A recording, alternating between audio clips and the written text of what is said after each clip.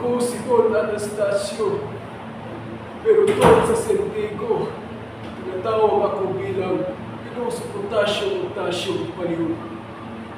Kung maniniwala ka sa katotohanan, baliw ka!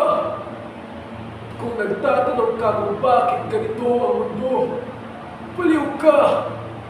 Kung ito man ang baliw sa inyo, hayaan niyo akong maging baliw. Kaya tatandaan niyo, ang katotohanan ay nandito lang sa ating mundo.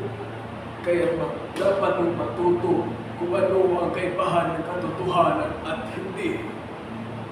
Aray, sakit ng bewang ko.